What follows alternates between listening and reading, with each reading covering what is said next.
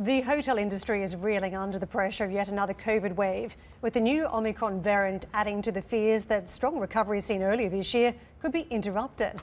Gilda Perez-Alvarado joins us, who is the global CEO of hotels and hospitality at real estate giant JLL. Thank you very much for joining us, Gilda. We have seen a slight recovery now in the leisure and business travel segment. And if you look at the fears around the new variant, even with the suggestions from US President Joe Biden that further lockdowns will not be required, we still have extra measures. Do you think that derails the recovery we've seen in segments of the travel industry? Good morning, and thank you for having me. I think it does, but just in a temporary fashion. So what we're seeing is those properties, those hotels that cater to the domestic clientele, they will continue to do fine. What these measures do, though, is that they create uncertainty as it relates to international travel. And so maybe people who would be taking a trip abroad may hold back just because they don't want to be stuck in a country or come back to, very onerous quarantine guidelines. So it may put a slight dent, but, having said that, I just wrapped up a roadshow here in Europe meeting with investors this week, and the sentiment is still very positive. What we saw in the UK over the course of the pandemic, when international travel was restricted, and even if it came back in a big way and there was still any form of hurdles to that travel, people just resorted to these staycations. And that meant extraordinary prices, right, for the accommodation, for the quality of accommodation. Is that now the likely scenario, at least short term, when we're going to see more pricing pressure to the upside around staycations?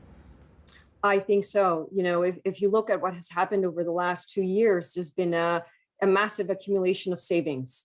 And the good thing is that the consumer wants to spend, right? So they have the means to spend, they have the willingness to spend. The thing is that they are now retained, if you will, in their own country. So those properties, those establishments, those stores that are catering to people domestically, they will continue to do absolutely fine. So we are seeing this gigantic wave of demand of the consumer wanting to travel, experience, consume, dine, wine, you name it, but they cannot go overseas, or they opt to not go overseas because of these restrictions and the headaches really to have to deal with an ever-changing measure.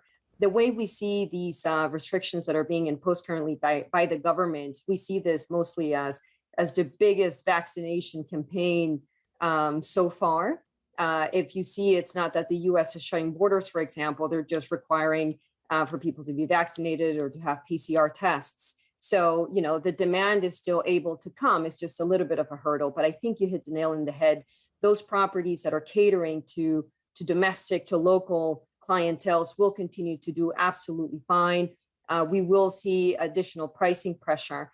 And, and our investors, like I said, are very bullish. We see this more as a temporary issue.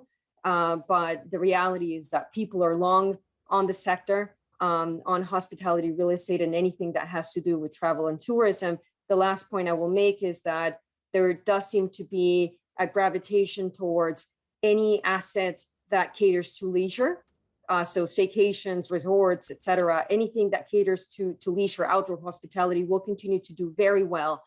And the economic sector, the budget sector will also continue to do very well, just because that's a very efficient box that maybe doesn't have to rely or depend on some of the labor issues that we're seeing.